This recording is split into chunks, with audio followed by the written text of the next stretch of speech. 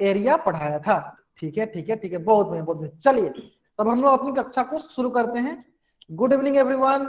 जैसा कि सारे बच्चों को पता है हम लोग क्या पढ़ रहे हैं, हम लोग पढ़ रहे हैं कक्षा 9वीं की गणित विषय। और गणित विषय में क्या पढ़ रहे हैं हम लोग, गणित विषय में पढ़ रहे हैं क्षेत्रमिति। क्या पढ़ रहे हैं? क्षेत्रमिति। और क्षेत्रमिति में हम लोग बहुत सारे छोटे छोटे कंसेप्ट पढ़ रखा है, जैसे कि लंबाई की इकाइयां और उनका रूपांतरण, उसी प्रकार क्षेत्रफल की इकाइयां और उनका रूपांतरण।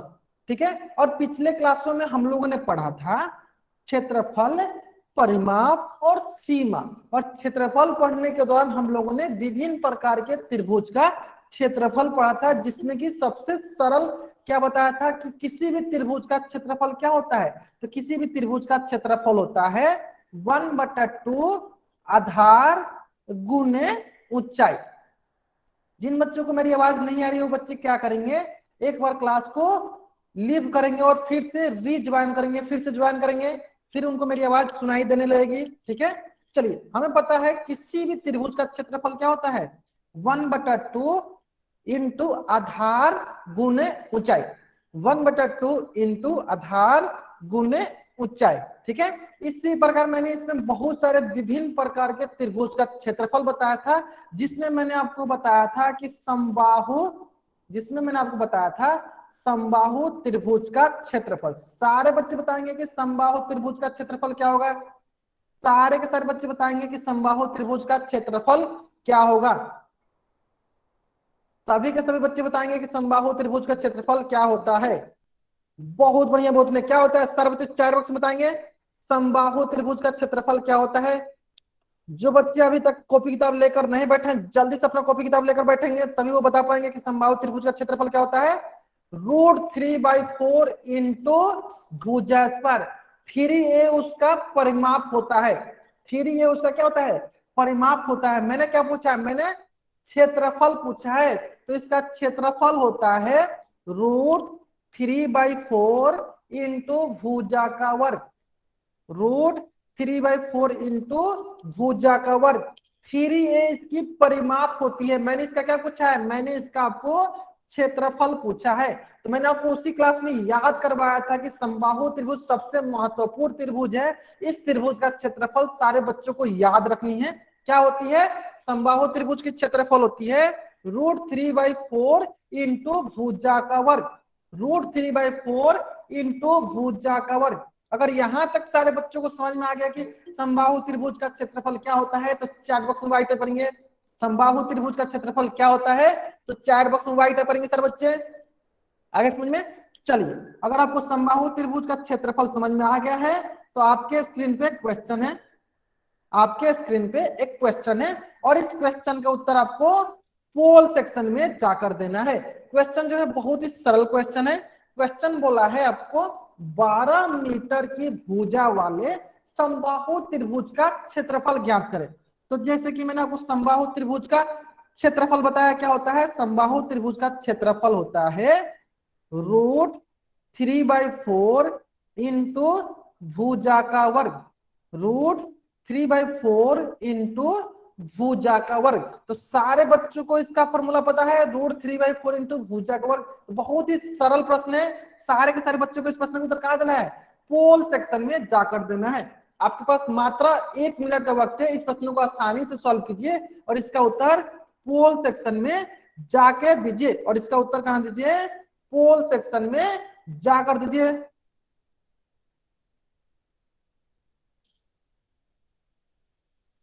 Last 50 second. सभी के सभी बच्चे, बहुत बच्चे इस प्रश्न का उत्तर सही दे रहे हैं, बहुत बच्चे इस प्रश्न को सही दे रहे हैं। जिन बच्चों ने इस प्रश्न का उत्तर नहीं दिया, जल्दी से जल्दी जाकर इस प्रश्न का उत्तर कहां देंगे, पोल सेक्शन में देंगे। Last 40 second.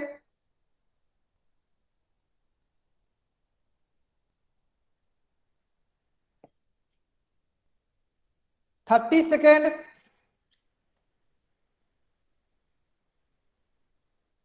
25 सेकेंड।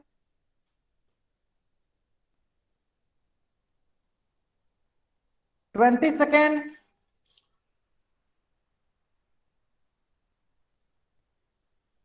10 सेकेंड।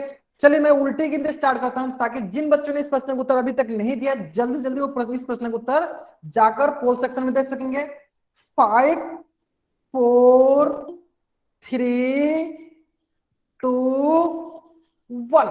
बहुत बढ़िया बहुत बढ़िया, बहुत सारे बच्चे इस प्रश्न का उत्तर सही दे रहे हैं। ध्यान देंगे क्या होगा, √3/4 इंटू भुजा। भुजा कितनी है, भुजा है हमारे पास 12 यानी 12 का वर्ग। इस प्रकार की हो जाएगा √3/4। 12 का वर्ग का मतलब हुआ 12 को 2 बार गुना करना है, तो इसको हम ऐसे लिख सकते हैं 12 गुने 12, है ना। अब ये हो जाएगा आपके पास 4×3 = 12। जब इसको गुना करेंगे तो ये हो जाएगा 12×3 = 36 √3 m²। 36 √3 m², यानी कौन सा ऑप्शन सही है, तो ऑप्शन बी जो है मेरा सही उत्तर है। ऑप्शन बी जो है मेरा सही उत्तर है। अगर यहां तक सारे बच्चों को समझ में आ गया है तो इस पेज का स्क्रीनशॉट ले और चैट बॉक्स में वाइट करेंगे। इस पेज का स्क्रीनशॉट लेंगे और चैट बॉक्स में वाइट करेंगे। अगर यहां तक सारे बच्चों को समझ में आ गया है तो इस पेज का स्क्रीनशॉट ले और चैट बॉक्स में वाइट करेंगे। तो हम लोगों ने यहां तक पिछली कक्षाओं में पढ़ लिया था, हम लोग यहां तक पिछले कक्षाओं में पढ़ लिया था। और हमने पिछले कक्षाओं में जो होमवर्क दिया था सभी के सभी बच्चे जल्दी से जल्दी अपना होमवर्क वाला बुक निकाल लेंगे, वर्कशीट वाली बुक निकाल लेंगे। हम लोग क्या करने जा रहे हैं, अपना होमवर्क डिस्कस करने जा रहे हैं। तो सबसे पहले हम लोग अपना होमवर्क में डिस्कस करेंगे प्रश्नावली 2.1। सबसे पहले कौन सा प्रश्नावली डिस्कस करेंगे, प्रश्नावली 2.1। सभी के सभी बच्चे निकाल लेंगे। तो कैसे आपको होमवर्क डिस्कस होता है सभी बच्चों को पता है। मैं क्वेश्चन नंबर बोलूंगा, अगर आपको जिस क्वेश्चन में डाउट होगा वो क्वेश्चन नंबर आप चैट बॉक्स में टाइप कीजिएगा। आपको जिस क्वेश्चन में डाउट होगा वो क्वेश्चन आप चैट बॉक्स में टाइप कीजिएगा। डाउट नहीं होगा कुछ भी टाइप नहीं करना है, ठीक है। चलिए question number 1, question number 2, question number 3। Question number 2 में डाउट है, ध्यान देखिए। हमें पता है सेंटीमीटर स्क्वायर से अगर हमें मिलीमीटर स्क्वायर में जानी होती है तो हम लोग 100 से गुना करते हैं। हम लोग 100 से गुना करते हैं, तो ये हो गया आपके पास 5 सेंटीमीटर स्क्वायर। तो ये हो जाएगा, अगर मिलीमीटर में जाना है तो कैसे गुना करेंगे, 100 से, तो ये हो जाएगा 500 मिलीमीटर स्क्वायर। आगे समझ में। चलिए उसी प्रकार question number 4, question number 5, question number 6, question number 5, question number 6। कोई डाउट नहीं है, बहुत ही सरल सरल प्रश्न सारे बच्चों को समझ में आ गया होगा। क्वेश्चन नंबर 6 में डाउट देख लेते हैं। चलिए क्वेश्चन नंबर 6 में डाउट देख लेते हैं, सारे बच्चों को देख लेंगे। देखिए हमें पता है कि किलोमीटर स्क्वायर से अगर हमें मीटर स्क्वायर में जानी है ना, तो देखिए कैसे देखे हम लोग। देखिए तो किलोमीटर स्क्वायर को क्या लिख सकते हैं, इसको लिख सकते हैं हम लोग किलोमीटर इंटू किलोमीटर। और 1 किलोमीटर में होता है 1000 मीटर, यानी यहाँ पे भी जो 1000 मीटर। इसका मतलब क्या होगा, गुना करेंगे तो 1 पे कितना जीरो होगा, 1 पे 6 जीरो होगा। इसका मतलब 6 जीरो यानी इकाई, दहाई, सैकड़ा, हजार, 10,000, लाख, मतलब कि 10 लाख से गुना करना पड़ता है। किससे गुना करना पड़ता है, 10 लाख से गुना करना पड़ता है। इसका मतलब अगर हमें 7 किलोमीटर स्क्वायर को मीटर स्क्वायर में बदलना पड़े तो किससे गुना करेंगे, 10 लाख से गुना करेंगे। किससे करेंगे, 10 लाख से गुना करेंगे। तो ये हो जाएगा आपके पास 70 lakh metre square. 70 lakh metre square, यानी 7 किलोमीटर स्क्वायर को मीटर स्क्वायर में बदलने कितना गया, 70 लाख मीटर स्क्वायर। अगर यहां तक सारे बच्चों को समझ में आ गया है तो इस पेज का स्क्रीनशॉट ले और चैट बॉक्स में वाइट करेंगे। इस पेज का स्क्रीनशॉट ले और चैट बॉक्स में वाइट करेंगे। आगे सारे बच्चों को समझ में यहां तक, बहुत बढ़िया बहुत बढ़िया। चलिए अगर आपको यहां तक समझ में आ गया है तो अगला प्रश्नमाली है प्रश्नमाली 7.1। Question number 1, question number 2, question number 3। चलिए क्वेश्चन नंबर 2 बहुत ही सरल है। हमें समबाहु त्रिभुज का परिमाप दिया है 18 सेंटीमीटर। कितना दिया है, 18 सेंटीमीटर। चलिए इसको मैं यहां बनाया तो ध्यान देंगे। देखिए हमें समबाहु त्रिभुज दिया, इसका परिमाप दिया है 18 सेंटीमीटर, यानी ए बी सी। एक बार सारे बच्चे चैट बॉक्स में वाइट टाइप करेंगे। अगर उनको मेरी स्क्रीन और मेरी आवाज अच्छे से सुनाई दे रही है तो चैट बॉक्स में वाइट टाइप करेंगे। चैट बॉक्स में वाइट टाइप करेंगे सर बच्चे, दे रही है ना। जिन बच्चों को मेरी स्क्रीन और मेरी आवाज नहीं सुनाई दे रही है वो बच्चे क्या करेंगे, एक बार क्लास को लीव करेंगे और फिर से ज्वाइन करेंगे। एक बार क्लास को लीव करेंगे और फिर से ज्वाइन करेंगे, उनको मेरी आवाज सुनाई देने लगेगी। ठीक है, चलिए ध्यान देंगे। देखिए, तो हमें इसकी परिमाप दी हुई है 18 सेंटीमीटर, लेकिन ये बोला गया कि किस प्रकार के त्रिभुज है, तो ये समबाहु त्रिभुज है। इसका मतलब इनकी तीनों भुजाएं क्या हैं, बराबर हैं। यानी तीनों भुजाएं बराबर है तो मान लेते हैं तीनों के तीनों भुजाएं क्या है, एक्स एक्स एक्स है। इसका मतलब इनकी परिमाप हो गई एक्स प्लस एक्स, कहने का मतलब कितनी हो गई 3x। और परिमाप किसके बराबर दिया है, परिमाप जो दिया है 18 के बराबर दिया हुआ है। इसका मतलब x का मान कितना होगा 18/3, यानी 3 छक 18 कितने बराबर होगा 6 सेंटीमीटर के बराबर होगा। अगर सेंटीमीटर में है तो यानी सारी की सारी भुजाएं किसके बराबर हो जाएंगी, सारी भुजाएं 6 सेंटीमीटर के बराबर होंगी। तो सारे के सारे बच्चे क्या करेंगे, इस पेज का स्क्रीनशॉट लेंगे और इस पेज का स्क्रीनशॉट लेंगे और चैट बॉक्स में वाइट करेंगे। सारे के सारे बच्चे क्या करेंगे, इस पेज का स्क्रीनशॉट लेंगे और चैट बॉक्स में वाइट करेंगे। अगर एक समबाहु त्रिभुज की परिमाप 18 सेंटीमीटर दिया होगा तो उसकी प्रत्येक भुजा की लंबाई 6 सेंटीमीटर होगी। आगे सर बच्चों समझ में, चलिए इसी प्रकार प्रश्न नंबर 4, प्रश्न नंबर 5, प्रश्न नंबर 4, प्रश्न नंबर 5, प्रश्न नंबर 4, प्रश्न नंबर 5। चलिए कोई डाउट नहीं है, बहुत बढ़िया बहुत बढ़िया। चलिए तो यहां तक हम लोग ने पिछली कक्षाओं में पढ़ लिया था और आज हम लोग पढ़ने वाला प्रश्न नंबर 4 में डाउट है। चलिए प्रश्न नंबर 4 देखते हैं। देखिए प्रश्न नंबर 4 जो है सबसे सरल प्रश्न है, बहुत ही महत्वपूर्ण प्रश्न है। देखिए यहाँ पे इस प्रश्न में बोला गया है एक त्रिभुज की जो परिमाप दी हुई है वो 144 मीटर दिया हुआ है और इसके अनुपात जो दी हुई है 3:4:5 में दिया हुआ है। 3:4:5 में दिया हुआ है। तो इसको हम लोग कैसे बनाएंगे, चलिए ध्यान देंगे सर बच्चे। देखिए बहुत ही सरल प्रश्न है। अगर हमें एक त्रिभुज दिया हुआ है, ये त्रिभुज मान लेते ए बी सी और इसकी जो भुजाओं के अनुपात दिया है 3:4:5 दिया है। इसको क्या करते हैं हम लोग, इसको हम लोग जब भी हमें अनुपात दिया रहता है तो अनुपात से अगर हमें संख्या में आनी होती है तो किसी कांस्टेंट से मल्टीप्लाई कर देते हैं। तो मान लेते हैं ये 3x हो गया, ये मान लेते हैं आपका 4x हो गया, इसको मान लेते हैं हम लोग 5x हो गया। इस प्रकार ये हो गया 3x, ये हो गया 4x और ये हो गया आपका 5x, है ना। तो इसकी परिमाप कितनी होगी, तो इसकी परिमाप होगी, चलिए लिख देते हैं यहाँ पे, इसकी परिमाप होगी 3x plus 5x plus 4x जो कि इक्वल होगा किसके 144 मीटर के। किसके इक्वल होगा 144 मीटर के।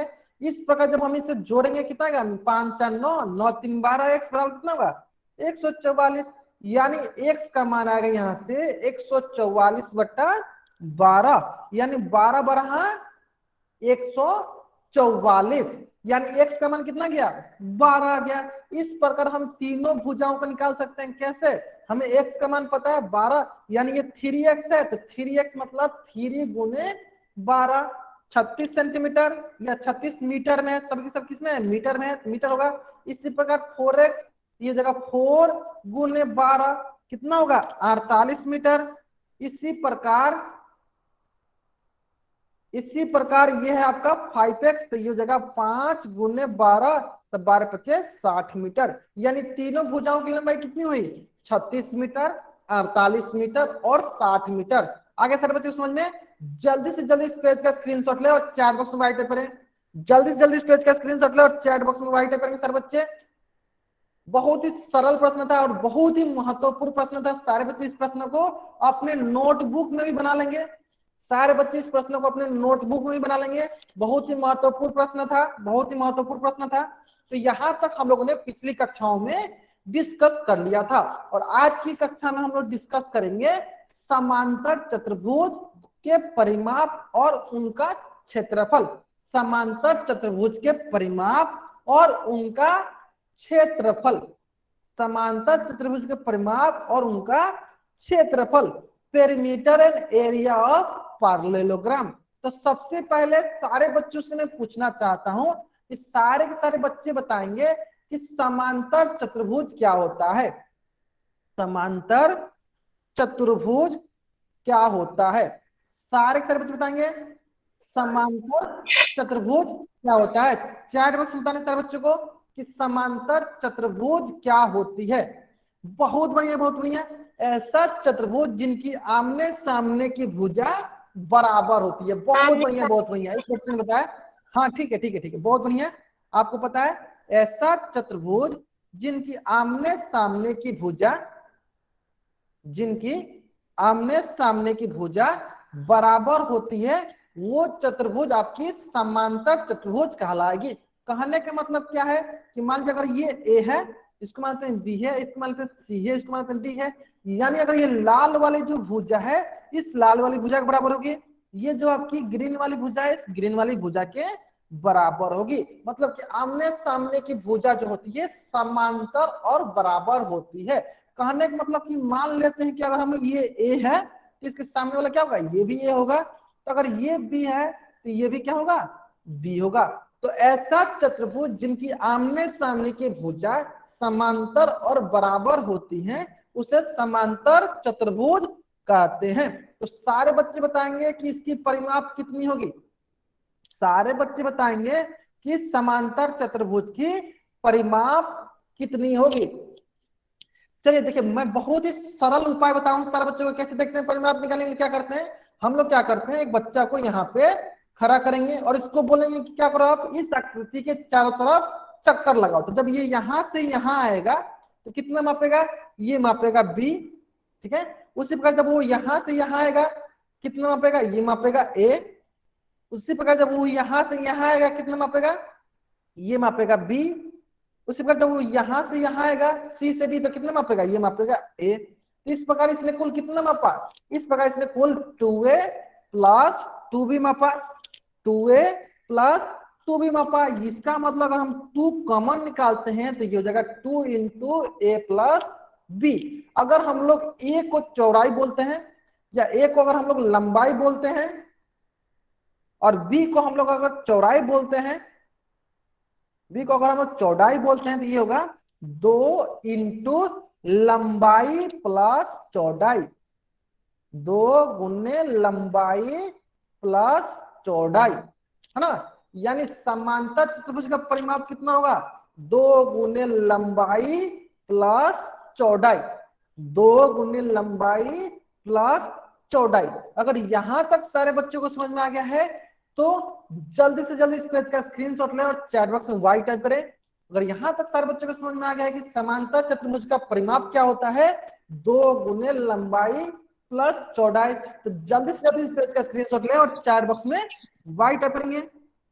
जल्दी जल्दी इस पेज का स्क्रीनशॉट लेंगे और चैट बॉक्स में वाई टाइप करेंगे। तो देखिए चलिए यहां तक आगे सारे बच्चों को समझ में, तो समांतर चतुर्भुज की कुल लंबाई का जो परिमाप होता है तो कुल लंबाई का योग ही हमारा समांतर चतुर्भुज का परिमाप होता है। जैसे कि मान लीजिए अगर ये बी है तो सामने वाला भी बी होगा, ये ए है तो सामने वाला भी ए होगा। इस प्रकार इसका परिमाप क्या होगा, चारों भुजाओं के कुल योग जो होगा हमारी परिमाप हो जाएगी। ये मैंने आपको बता दिया, यानी सारे बच्चों को ये क्लियर है कि समांतर चतुर्भुज का परिमाप क्या होता है, 2 गुने लंबाई प्लस चौड़ाई होती है। अगर किसी बच्चे को परिमाप में कोई भी डाउट है बच्चा चैट बॉक्स में एन टाइप करेगा, अगर नहीं डाउट है तो चैट बॉक्स में वाई टाइप करना है। अगर किसी बच्चे को डाउट है चैट बॉक्स में एन टाइप करेगा, नहीं डाउट है वाई टाइप करेगा, नहीं डाउट है। चलिए जिन बच्चों डाउट है मैं फिर से रिपीट करता हूं, ध्यान दीजिए। किसी भी आकृति की अगर हमें परिमाप निकालनी होती है, किसी भी आकृति की अगर हमें परिमाप निकालनी होती है, हम लोग क्या करते हैं, हम लोग क्या करते हैं उस आकृति के चारों तरफ एक बच्चा को दौड़ा देते हैं। अब बोलते हैं कि आप इस आकृति के चारों तरफ दौड़ो, इस आकृति के चारों तरफ चक्कर लगाओ और पता करो कितना इसने मापा है। तो उसने कुल जितना मापा होगा वही हमारी परिमाप हो जाती है। तो यहाँ पे सबसे पहले इसने मापा बी, फिर मापा ए, फिर मापा बी, फिर मापा ए। इस प्रकार कुल कितना माप दिया, 2a प्लस 2b। इसकी परिमाप कितनी हुई, 2 इंटू ए प्लस बी हो गया। चलिए तो इसी प्रकार जब हम लोग इसका परिमाप सीख लिए तो अब हम लोग सीखने जा रहे हैं इसका क्षेत्रफल। क्या सीखने जा रहे हैं, समांतर चतुर्भुज का क्षेत्रफल। तो सबसे पहले हम लोग ये सीख लेते हैं कि समांतर चतुर्भुज का क्षेत्रफल क्या होता है। समांतर चतुर्भुज का क्षेत्रफल क्या होता है। जैसे कि ये आपके सामने एक समांतर चतुर्भुज मैंने बनाया है, अगर मैं बोलूं कि इसका क्षेत्रफल क्या होगा, तो हमें पता है कि अगर किसी भी आकृति का अगर हमें क्षेत्रफल देखना होता है तो उस आकृति के द्वारा घेरा गया जो स्थान होता है, उस आकृति के द्वारा जो घेरा गया स्थान होता है, उस आकृति के द्वारा जो घेरा गया स्थान होता है, वही स्थान उस आकृति का क्षेत्रफल कहलाता है। वही स्थान उस आकृति का क्षेत्रफल कहलाता है। यानी ये स्थान जो होगा, ये जगह होगा, इस समांतर चतुर्भुज का क्षेत्रफल होगा। इस समांतर चतुर्भुज का क्षेत्रफल होगा, यानी समांतर चतुर्भुज द्वारा घेरा गया जो स्थान होता है, यही स्थान इस समांतर चतुर्भुज का क्षेत्रफल कहलाएगा। अगर सारे बच्चों को ये समझ में आ गया कि समांतर चतुर्भुज का क्षेत्रफल किसे कहते हैं, तो चैट बॉक्स में राइट करेंगे। अगर सारे बच्चों को ये समझ में आ गया कि समांतर चतुर्भुज का क्षेत्रफल किसे कहते हैं, तो चैट बॉक्स में राइट करेंगे। बहुत ही सरल है, बहुत ही सरल है। समांतर चतुर्भुज के द्वारा घेरा गया स्थान ही उसका क्षेत्रफल कहलाता है। समांतर चतुर्भुज के द्वारा घेरा गया स्थान उसका क्षेत्रफल कहलाता है। ठीक है, चलिए अब देखते हैं हम लोग कि इसका क्षेत्रफल होता क्या है। तो इसको क्षेत्रफल, इसके क्षेत्रफल को समझने से पहले सबसे पहले समझते हैं यहाँ पे शीर्षलंब। क्या समझते हैं? शीर्षलंब। चलिए उसको समझ लेते हैं हम लोग यहाँ पे पहले कि शीर्षलंब क्या होता है। क्या समझते हैं हम लोग? शीर्षलंब क्या होता है। ठीक है, चलिए ध्यान देंगे सारे बच्चे। देखिए, जैसे कि हम लोगों ने त्रिभुज में पढ़ा था, तो मान लीजिए एक त्रिभुज है, ये हो गया ए, ये हो गया बी, ये हो गया सी। इसकी शीर्ष कौन कौन सी होगी? सारे बच्चे बताएंगे चैट बॉक्स में कि इस त्रिभुज की शीर्ष कौन कौन सी होगी। तो इसकी सबसे पहला शीर्ष है ए, दूसरा है बी, तीसरा है सी, है ना। यानी इसके शीर्ष हो गए ए बी सी। देखिए यहाँ शीर्ष लंब का मतलब होता है शीर्ष प्लस लंब। लंब का मतलब होता है 90 डिग्री। लंब का मतलब क्या होता है? 90 डिग्री, है ना। इसका मतलब ये हुआ कि अगर हम लोग ए से उसकी सामने वाली भुजा पे 90 डिग्री का कोण बनाते हैं, तो इसे कहेंगे हम लोग शीर्ष लंब। क्यों कहेंगे शीर्ष लंब? क्योंकि ये शीर्ष ए से लंब खींचा गया है। कौन सी भुजा पे? सामने वाली भुजा पे। उसी प्रकार से अगर सी से हम लोग सामने वाली भुजा पर लंब खींचते हैं, तो ये भी हमारी क्या कहलाएगी? ये भी हमारी शीर्ष लंब कहलाएगी। क्यों? क्योंकि ये सी शीर्ष से सामने वाली भुजा पे लंब खींची गई है। उसी प्रकार अगर हम लोग बी शीर्ष से सामने वाली भुजा पर लंब खींचे, तो ये भी हमारी क्या कहलाएगी? ये भी हमारी शीर्ष लंब कहलाएगी। इंग्लिश में इसे बोलते हैं अल्टीट्यूड। क्या बोलते हैं? अल्टीट्यूड, है ना। इंग्लिश में से बोलते हैं अल्टीट्यूड, है ना। आगे समझ में, अगर सारे बच्चों को ये शीर्ष लंब समझ में आ गया, शीर्ष लंब क्या होता है? शीर्ष से खींचा गया जो लंब होता है उससे कहते हैं शीर्ष लंब। आगे समझ में सारे बच्चों को? अगर यहां तक सारे बच्चों को समझ में आ गया है तो चैट बॉक्स में राइट करेंगे कि शीर्ष लंब क्या होता है? शीर्ष से खींचा गया लंब शीर्ष लंब कहलाता है। समझ में आ गया सारे बच्चों को? चलिए अब आती है बात कि सर हम लोग तो यहाँ चतुर्भुज के बारे में पढ़ रहे हैं, वो भी समांतर चतुर्भुज के बारे में पढ़ रहे हैं, इसका शीर्षलंब कैसे देखेंगे? चलिए देख लेते हैं। देखिए मान लीजिए ये एक हो गया और एक दूसरा हो गया ये, और ये की हो गया, ये आपका हो गया समांतर चतुर्भुज। ये आपका क्या हो गया? ये आपका हो गया समांतर चतुर्भुज, है ना। चलिए इसको मानते हैं ए, इसको मानते हैं बी, इसको मानते हैं सी, इसको मानते हैं डी। तो सारे सारे बच्चे सबसे पहले बताएंगे कि इसकी शीर्ष कौन कौन सी है। इसकी शीर्ष कौन कौन सी है सारे बताएंगे। तो सबसे पहला शीर्ष है इसका ए, ठीक है, बी सी और डी, है ना। A B C D C क्या है? शीर्ष है। अब हमें क्या निकालना है? शीर्ष लंब देखना है। सबसे पहले क्या देखते हैं कि अगर हम लोग ए से इसके सामने वाले भुजा पे लंब डालते हैं तो ये क्या कहलाएगी? ये इसकी शीर्ष लंब कहलाएगी। क्या कहलाएगी? इसकी शीर्ष लंब कहलाएगी। यानी ए, इसको मान लें डी, ई, इसकी क्या होगी? इसकी शीर्ष लंब होगी। उसी प्रकार अगर हम लोग सी से सामने वाले भुजा पर लंब डालेंगे तो सी, अगर यहाँ पे कुछ और ले लेते हैं, कुछ नामकरण कर लेते हैं, हो गया एफ, तो सी एफ भी हमारी क्या कहलाएगी? ये भी हमारी शीर्ष लंब कहलाएगी। अब सारे बच्चों को समझ में आया कि शीर्ष लंब कैसे होगा? यानी शीर्ष से सामने वाली भुजा पे, देखिए हम लोग ए क्या था, ए हमारा शीर्ष था, इससे हम लोग क्या किए, सामने वाली भुजा मतलब बीसी भुजा पे हम लोग ने लंब खींचा, तो ये हमारी क्या कहलाएगी, शीर्ष लंब, ये हमारी क्या कहलाएगी, शीर्ष लंब। उसी प्रकार देखिए, देखिए सी क्या था, शीर्ष था, इस सामने वाली भुजा पे हम लोगों ने लंब खींचा, तो ये कल हमारे हमें वैक्सीन लगेगी। शीर्ष लंब कहलाएगी। मेरी आदित्य ने फ्रेंड माना कि दूसरे जन मेरी फ्रेंड बता रही हाँ, होला कि कल पोल लेके चलियो। चलिए अगर सारे बच्चों को ये समझ में आ गया कि शीर्ष लंब किसे कहते हैं, तो चैट बॉक्स में राइट करेंगे। अगर सारे बच्चों को समझ में आ गया कि शीर्ष लंब किसे कहते हैं, तो चैट बॉक्स में राइट करेंगे। अगर सारे बच्चों को समझ में आ गया कि शीर्ष लंब किसे कहते हैं, तो चैट बॉक्स में राइट करेंगे। चलिए इसी प्रकार दो तीन एग्जाम्पल और देख लेते हैं हम लोग। देखिए मान लेते हैं कि ये आपका एक समांतर चतुर्भुज है, ये हो गया ए, ये हो गया बी, ये हो गया सी, ये हो गया डी। अब हमें क्या करना है, देखिए मैंने क्या किया, बी से सामने वाली भुजा पे लंब डाला, तो इसको मैंने बताइए यहाँ पे शीर्ष लंब कौन सा है, सभी बच्चे बताएंगे कि यहाँ पे शीर्ष लंब कौन सा है, सारे बच्चे बताएंगे यहाँ पे शीर्ष लंब कौन सा है, कौन सी रेखाखंड शीर्ष लंब है, सारे बच्चे बताएंगे कौन सी रेखाखंड शीर्ष लंब है, कौन सी रेखाखंड है, शीर्ष लंब, शीर्ष लंब दिखाना है, कौन सी रेखाखंड है, वो है बी, ये रेखाखंड जो है हमारे शीर्ष लंब है। यहां तक किसी बच्चा कोई भी डाउट, यहां तक किसी बच्चा कुछ भी डाउट नहीं, डाउट है ना। यानी शीर्ष लंब क्या होती है, शीर्ष से सामने वाली भुजा पे खींचा गया लंब हमारी शीर्ष लंब कहलाती है, शीर्ष से सामने वाली भुजा पे खींचा गया लंब हमारी शीर्ष लंब कहलाती है।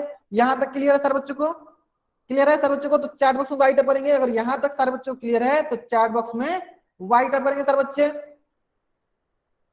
क्लियर है ना। चलिए अब आती है बात कि सर ये शीर्ष लंब आप क्यों बता रहे हैं, तो मैं शीर्ष लंब इसलिए बता रहा हूं ताकि हम लोग समांतर चतुर्भुज का एरिया, समांतर चतुर्भुज का क्षेत्रफल आसानी से ज्ञात कर सके। तो देखिए यहाँ पे तो हमें पता है कि अगर ये बी है तो इसके सामने वाला भी क्या होगा, ये भी बी होगा, अगर ये ए है तो इसके सामने वाला भी क्या होगा, ये भी ए होगा, है ना। चलिए अब देखते हैं, देखिए ये डी से इसके सामने वाली भुजा पे ये हमें लंब खींचा गया है, यानी इसका शीर्ष लंब क्या है, इसका शीर्ष लंब हमारा है डीएम, इसका शीर्ष लंब क्या है हमारा, डीएम। तो अब सारे बच्चे ध्यान से देखेंगे स्क्रीन पे, सारे बच्चे ध्यान से देखेंगे स्क्रीन पे, बहुत ही महत्वपूर्ण बात बताने जा रहा हूं, सारे बच्चे ध्यान से देखेंगे स्क्रीन पे, बहुत ही महत्वपूर्ण बात बताने जा रहा हूं कि जो हमारी शीर्ष लंब होती है, जो हमारी शीर्ष लंब होती है वही हमारी ऊंचाई होती है, जो हमारी शीर्ष लंब होती है वही हमारी ऊंचाई होती है। एक मैं फिर से रिपीट करता हूं, जो हमारी शीर्ष लंब होती है वही हमारी क्या होती है, वही हमारी ऊंचाई होती है। अब बहुत बच्चे सोच रहे हैं सर यहाँ पे ऊंचाई का क्या काम है, यानी कहीं ना कहीं से अगर ऊंचाई आया है तो कहीं ना कहीं से हमें आधार भी आनी चाहिए, कहीं ना कहीं से हमें आधार भी आनी चाहिए। तो देखिए जिस भी भुजा पे शीर्ष लंब डाली जाती है, तो बताइए डी बिंदु से किस भुजा पर शीर्ष लंब डाला गया है, तो ए बी भुजा पे शीर्ष लंब डाला गया है, तो ए बी भुजा हमारी क्या होगी, तो ये ए बी भुजा हमारी आधार होगी, यानी ए बी भुजा हमारी क्या होगी, तो ए बी भुजा हमारी आधार होगी, यानी आधार कौन सी भुजा होगी, तो आधार हमारी ए बी भुजा होगी। अगर यहां तक सारे बच्चों को समझ में आ गया है तो चैट बॉक्स में राइट पढ़ेंगे, जिस भुजा पे शीर्ष लंब डाली जाती है वही भुजा हमारी आधार होती है, जिस भुजा पे शीर्ष लंब डाली जाती है वही भुजा हमारी आधार होती है। अब बहुत बच्चे सोच रहे होंगे कि सर ये ऊंचाई और ये आधार आप क्यों बता रहे हैं, मैं इसलिए बता रहा हूं कि समांतर चतुर्भुज का जो क्षेत्रफल होता है वो आधार गुने शीर्ष लंब होता है। कहने का मतलब कि ये क्या है, ये आपका शीर्ष लंब है, ये आपका क्या है, शीर्ष लंब है, शीर्ष लंब है, ये आपका शीर्ष लंब हो गया। और ये क्या है आपका, जिस भुजा पर डाली जाती है ये क्या कहलाता है, ये आपका कहलाता है आधार। तो आधार गुने शीर्ष लंब क्या होता है, समांतर चतुर्भुज का क्षेत्रफल होता है, बेस गुने परपेंडिकुलर। शीर्ष लंब को आप क्या कर सकते हैं, ऊंचाई बोल सकते हैं, यानी समांतर चतुर्भुज का जो क्षेत्रफल होता है आधार गुने ऊंचाई होता है, आधार गुने ऊंचाई होता है। अगर सारे बच्चों को यहां तक समझ में आ गया है तो इस पेज का स्क्रीनशॉट ले और चैट बॉक्स में राइट करेंगे। अगर सारे बच्चों को यहां तक समझ में आ गया है तो इस पेज का स्क्रीनशॉट ले और चैट बॉक्स में राइट करेंगे। अगर यहां तक सारे बच्चों को समझ में आ गया है तो इस पेज का स्क्रीनशॉट ले और चैट बॉक्स में राइट करेंगे। आगे समझ में? चलिए, तो अगर आपको ये समझ में आ गया है तो मैं क्या करता हूं, आपको 2-3 उदाहरण के जरिए समझाने की कोशिश करता हूं ताकि आप लोग समझ सकेंगे कि आधार और शीर्ष ऊंचाई हम लोग कैसे ज्ञात करते हैं। ध्यान देंगे, देखिए ये हमारा है समांतर चतुर्भुज। तो जल्दी से जल्दी सारे के सारे बच्चे बताएंगे कि यहाँ पे शीर्ष लंब या इसको बोल दीजिए ऊंचाई, दोनों बोल सकते हैं। शीर्ष लंब या ऊंचाई कौन सी रेखाखंड है? शीर्ष लंब और ऊंचाई कौन सी रेखाखंड है? जल्दी से जल्दी बताएंगे सारे बच्चे, कौन सी रेखाखंड है? सीई रेखाखंड है ना। उसी प्रकार इसकी आधार कौन सी भुजा है? इसकी आधार कौन सी भुजा है? सारे बच्चे बताएंगे इसकी आधार कौन सी भुजा है। बहुत बढ़िया, बहुत बढ़िया। कैसे बच्चे लंब देखिए, तो शीर्ष लंब जिस भुजा पे लंब होती है वही भुजा हमारी आधार होती है। इसका मतलब ए भी जो हमारी क्या होगी, ये भी हमारी आधार हो गई। ये भी हमारी क्या होगी, ये भी हमारी आधार हुई। ठीक है, इसी प्रकार अगर हमने डी से सामने वाली भुजा पे, चले डी से मैं क्या करता हूं, सामने वाली भुजा पे लंब डालता हूं। तो अगर मैं बोलता हूं कि मेरी ऊंचाई जो है, अगर मैं बोलता हूं मेरी ऊंचाई जो है यहाँ डी और यहाँ एफ करता हूं, देखिए डी एफ है, तो इसकी आधार कितनी होगी? जल्दी बताएंगे सर बच्चे। अगर मैं बोलता हूं कि डी एफ हमारी ऊंचाई है, डी एफ हमारी ऊंचाई है, तो इसकी आधार कौन सी होगी? इसकी आधार कौन सी होगी? इसकी आधार होगी बीसी। बहुत बढ़िया, बहुत बढ़िया। मतलब जिस पे हम लोग लंब डालते हैं वही हमारी आधार होती है। उसी प्रकार मान लीजिए कि हम लोग अगर हम लोग मान लीजिए कि 20 से हम लोग सामने वाली भुजा एडी पे डालते हैं, तो मान लीजिए कि अगर हमारी ऊंचाई, अगर हम लोग मानते हैं ऊंचाई, अगर इसको करते हैं बी और एस कर देते हैं, ठीक है। अगर मान लीजिए हमारी ऊंचाई डी एस है तो इसकी आधार कितनी होगी? जल्दी बताएंगे सर बच्चे। अगर मान लीजिए हमारी ऊंचाई बी एस है, ये बी एस है, तो हमारी आधार कौन सी होगी? हमारी आधार कौन सी होगी? बहुत बढ़िया, देखिए जिस पे लंब होता है, देखिए किस पे लंब है? एडी पे लंब है, तो एडी भुजा हमारी क्या हो जाएगी? एडी भुजा हमारी आधार हो जाएगी। ठीक है, अब देखिए बहुत ही सरल, अगर हमें आधार और ऊंचाई पता है तो हमें समांतर चतुर्भुज का क्षेत्रफल आसानी से ज्ञात कर सकते हैं। क्या होता है? ऊंचाई गुने आधार या आधार गुने ऊंचाई, है ना। आधार गुने ऊंचाई। अगर ये बात सारे बच्चों को समझ में आ गया है तो इस पेज का स्क्रीनशॉट ले और चैट बॉक्स में राइट करें। अगर ये बात सारे बच्चों को समझ में आ गया है तो इस पेज का स्क्रीनशॉट ले और चैट बॉक्स में राइट करेंगे। अगर ये बात सारे बच्चों को समझ में आ गया है तो इस पेज का स्क्रीनशॉट ले और चैट बॉक्स में राइट करेंगे। आगे समझ में? चलिए अब 2-3 महत्वपूर्ण बात सीख लेते हैं। 2-3 महत्वपूर्ण बात सीख लेते हैं। सबसे पहला महत्वपूर्ण बात यह है, सबसे पहला महत्वपूर्ण बात यह है, चलिए सबसे पहला महत्वपूर्ण बात यह है कि अगर ये समांतर चतुर्भुज है, जैसे ये हो गया ए, ये हो गया बी, ये हो गया सी, ये हो गया डी, तो इनकी जो शीर्ष लंब होती है, जो ऊंचाई होती है, जो इनकी शीर्ष लंब होती है, ये इनके सम्मुख भुजा, सम्मुख भुजा कहने का मतलब कि ए बी भुजा और डीसी भुजा के बीच की दूरी होती है। कहने का मतलब कि देखिए ये ए बी भुजा हो गई और ये डीसी भुजा हो गई। देखिए ये हो गया ए बी भुजा और ये हो गई डीसी भुजा, है ना। तो जो ये ए होती है, इन दोनों के बीच की दूरी होती है, जो ए होगी इन दोनों भुजाओं के बीच की दूरी होती है। इसका मतलब ये हुआ कि जो हमारी ऊंचाई आती है, जो हमारी शीर्ष लंब होती है, वो आमने सामने वाले भुजा के बीच की दूरी होती है। फिर से रिपीट करता हूं, इसका मतलब ये हुआ कि जो हमारी शीर्ष लंब हो या जो हमारी ऊंचाई आती है वो आमने सामने की भुजा की दूरी होती है, आमने सामने भुजा के बीच की दूरी होती है। ये बात सारे बच्चों को समझ में आ गया। अगर ये बात सारे बच्चों को समझ में आ गया है तो चैट बॉक्स में राइट करेंगे कि जो हमारी शीर्ष लंब होती है वो आमने सामने भुजा के बीच की दूरी होती है। आगे समझ में सारे बच्चों को?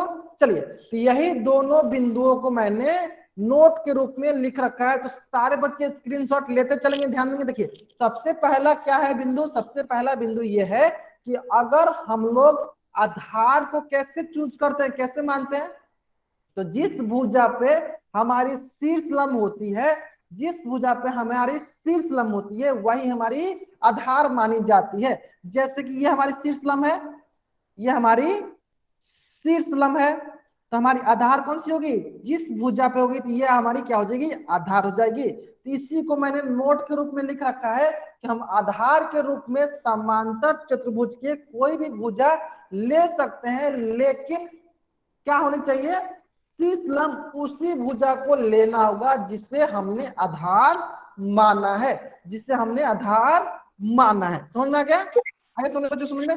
कहने का मतलब क्या है कि शीर्ष लंब जिस भुजा पे होती है वही भुजा हमारी आधार होती है।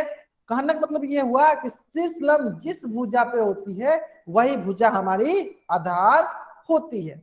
दूसरा नोट करने वाली पॉइंट क्या है, दूसरा नोट करने वाली पॉइंट ये है कि जो शीर्ष लंब होती है ये हमारी सम्मुख भुजा मतलब आमने सामने की भुजा की बीच की दूरी होती है, आमने सामने भुजा की बीच की दूरी होती है। अगर ये दोनों नोट सारे बच्चों को समझ में आ गया है तो चैट बॉक्स में वाई टाइप करने से पहले इस पेज का स्क्रीनशॉट लेंगे, चैट बॉक्स में वाई टाइप करने से पहले इस पेज का स्क्रीनशॉट लेंगे सारे बच्चे।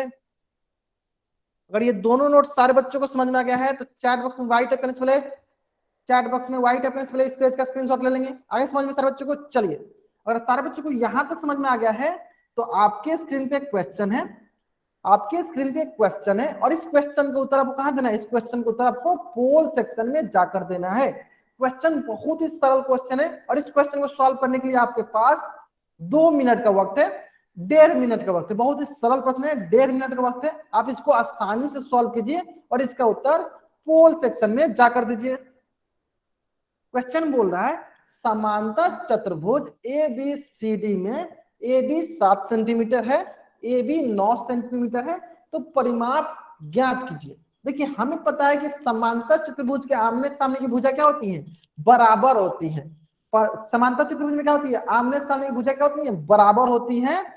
तो यहाँ पे 7 सेंटीमीटर दिया है भुजा, दूसरी भुजा 9 सेंटीमीटर दिया है, तो सारे बच्चे इस प्रश्न का उत्तर कहां देंगे, पोल सेक्शन में जाकर करेंगे। लास्ट 1 मिनट आसानी से सरलता पूर्वक इसको सॉल्व करेंगे और इसका उत्तर पोल सेक्शन में जाकर देंगे।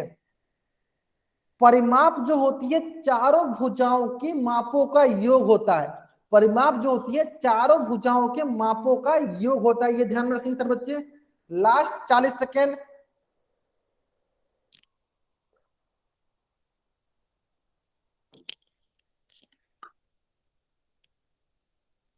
लास्ट 20 सेकेंड,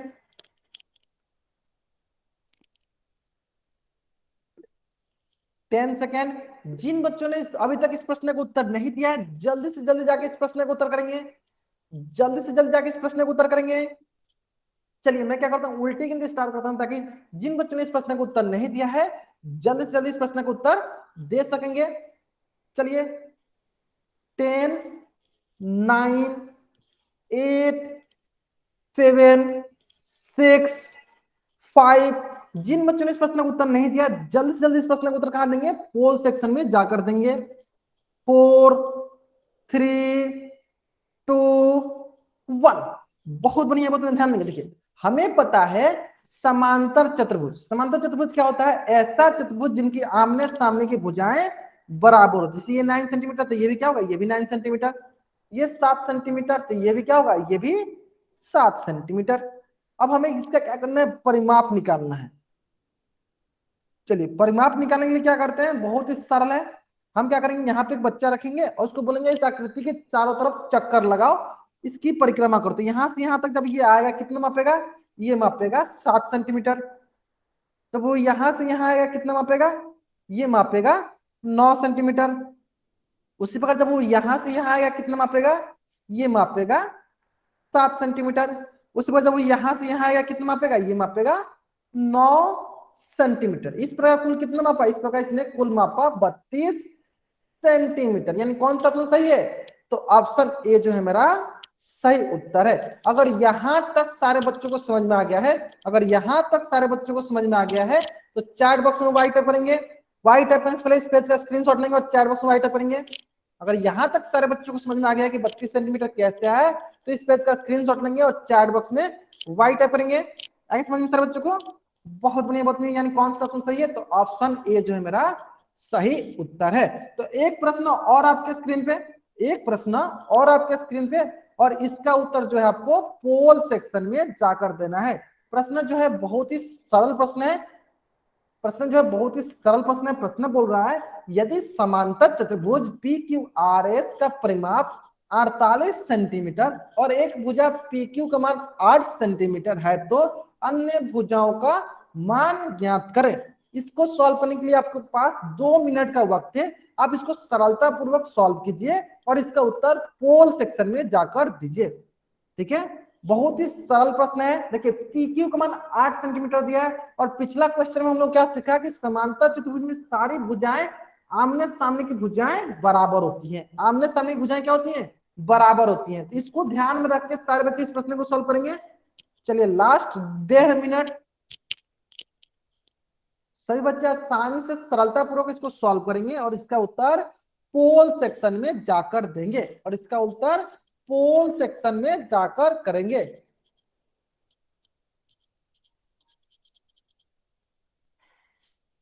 सभी बच्चे ये ध्यान देंगे कि हमें पी क्यू की लंबाई दी है 8 सेंटीमीटर और हमें पता है कि समांतर चतुर्भुज के आमने सामने की भुजाएं जो होती हैं बराबर होती हैं। लास्ट 1 मिनट, जिन बच्चों ने इस प्रश्न का उत्तर नहीं किया अभी तक जल्दी से जल्दी जाकर इस प्रश्न का उत्तर करेंगे। जिन बच्चों ने अभी तक इस प्रश्न का उत्तर नहीं किया है जल्दी से जल्दी इस प्रश्न का उत्तर करेंगे। Last 50 second. बहुत ही सरल प्रश्न है, बहुत ही सरल प्रश्न है, सरलता पूर्वक सॉल्व करें इसको। 40 सेकेंड, 30 सेकेंड, 20 सेकेंड। जिन बच्चों ने अभी तक इस प्रश्न का उत्तर नहीं किया है जल्दी से जल्दी जाकर इस प्रश्न का उत्तर करेंगे। 10 सेकेंड। चलिए मैं क्या करता हूँ उल्टी गिनती स्टार्ट करता हूँ ताकि जिन बच्चों ने इस प्रश्न का उत्तर नहीं दिया है जल्दी से जल्दी इस प्रश्न का उत्तर दे सकेंगे।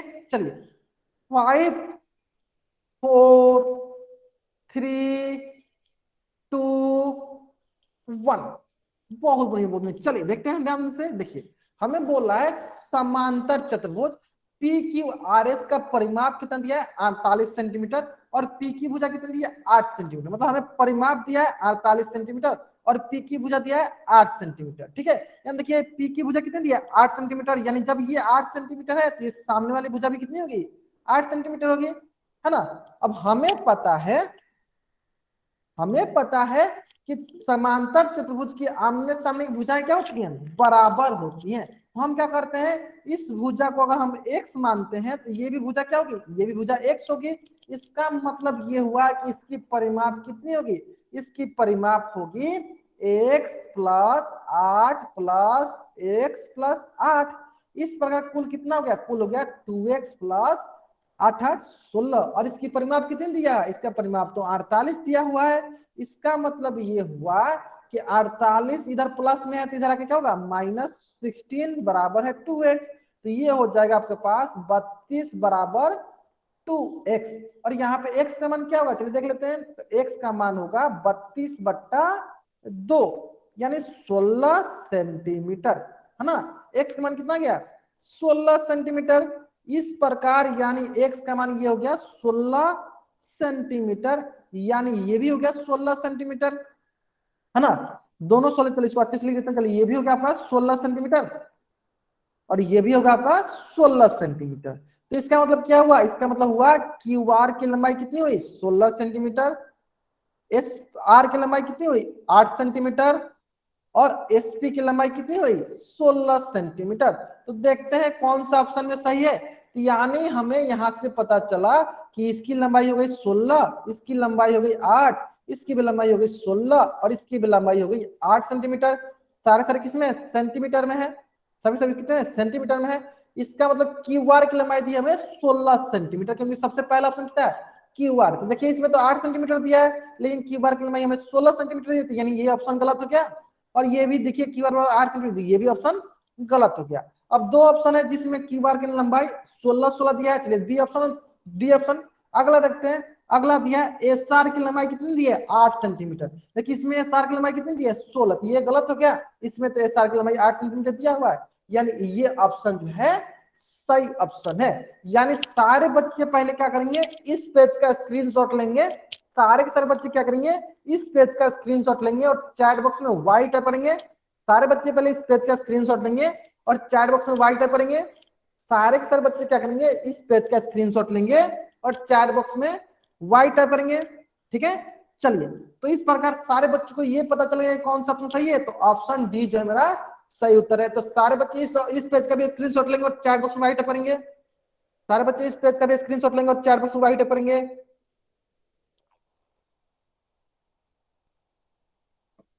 ले लिए सारे बच्चे ने स्क्रीनशॉट, बहुत बढ़िया बहुत बढ़िया। चलिए, तो इस प्रकार हमारा ऑप्शन डी जो है सही उत्तर है, ऑप्शन डी जो है मेरा सही उत्तर है। चलिए एक प्रश्न और आपके स्क्रीन पे, एक प्रश्न और आपके स्क्रीन पे, और इस प्रश्न का उत्तर सारे बच्चों का सही होना चाहिए। इस प्रश्न का उत्तर जो है सारे बच्चों का सही होना चाहिए, क्योंकि ये प्रश्न बहुत ही सरल प्रश्न है। प्रश्न बोल रहा है दिए गए समांतर चतुर्भुज का क्षेत्रफल ज्ञात कीजिए। दिए गए समांतर चतुर्भुज का क्षेत्रफल ज्ञात कीजिए। और हमें पता है समांतर चतुर्भुज का क्षेत्रफल क्या होता है, क्या होता है, शीर्षलंब इंटू आधार। देखिए बहुत ही सरल प्रश्न है। चलिए जल्दी से जल्दी सारे बच्चे इस प्रश्न का उत्तर कहां देंगे, पोल सेक्शन देंगे। आपके पास 1 मिनट का वक्त है, आपके पास 1 मिनट का वक्त है इस प्रश्न को सॉल्व करने के लिए। आसानी से सरलतापूर्वक इसको सॉल्व कीजिए और इसका उत्तर पोल सेक्शन में जाकर दीजिए। Last 55 second. बहुत ही सरल प्रश्न है।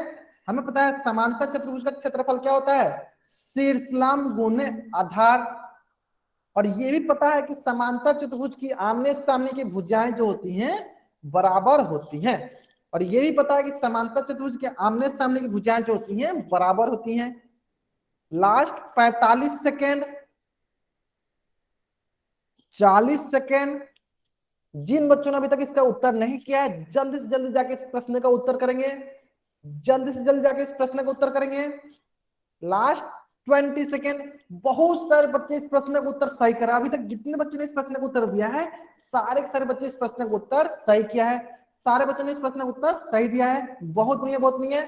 Last 20 second, last 20 second. जिन बच्चों ने इस प्रश्न का उत्तर नहीं किया जल्दी जल्दी इस प्रश्न का उत्तर करेंगे। Last 10 second. जिन बच्चों ने इस प्रश्न का उत्तर नहीं किया जल्दी से जाके इस प्रश्न का उत्तर करेंगे। चलिए मैं क्या करता हूं, उल्टी गिनती स्टार्ट करता हूं ताकि जिन बच्चों ने इस प्रश्न का उत्तर नहीं दिया है जल्दी से जल्दी इस प्रश्न का उत्तर दे सकेंगे। 5 4 3 2 1। चलिए, तो जैसे कि सबसे पहले हम लोग देखते हैं, देखिए आमने सामने की भुजा क्या होती है, बराबर होती है। देखिए 9 सेंटीमीटर, तो ये भी कितना होगा, ये भी 9 सेंटीमीटर। और देखिए ये हमारी क्या है, ये हमारी है शीर्षलंब, ये हो गई हमारी शीर्षलंब। तो जिस भुजा पे लंब डाली जाती है वही भुजा हमारी क्या होती है, ये भी भुजा हमारी क्या हो जाएगी, ए भी भुजा हमारी हो जाएगी आधार। यानी आधार हमारी कितनी है, आधार हमारी है 9 सेंटीमीटर। इस प्रकार 8 सेंटीमीटर और आधार है 9 सेंटीमीटर, तो क्या होगा 8 9 72 और centimetre into centimetre centimetre square.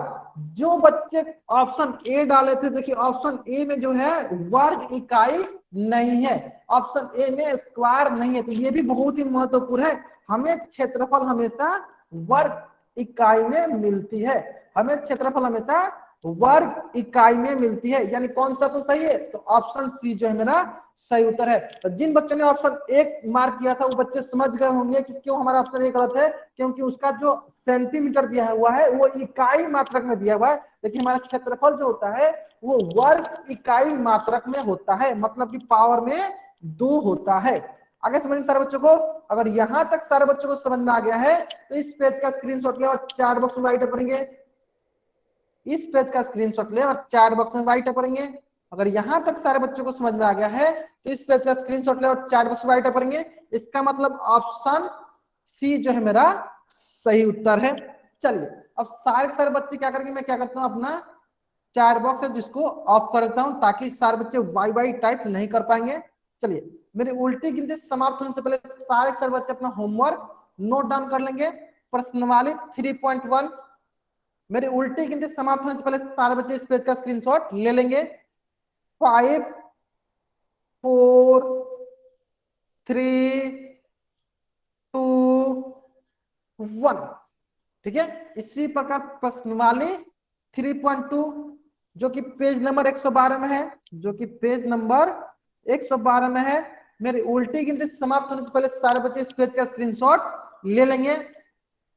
5 4 3 2 1 जिन बच्चों के पास बुक है वो बच्चे इस पेज का स्क्रीनशॉट लेके काम चला सकते हैं। पर्सनाली 3.1 जो कि पेज नंबर 111 में है, प्रश्न नंबर 1 से लेकर 4 तक। पर्सनाली 3.2 जो कि पेज नंबर 112 में है, प्रश्न संख्या 1 से लेकर 3 तक है। तो सारे के सारे बच्चे क्या करेंगे, इस पेज का स्क्रीनशॉट लेंगे।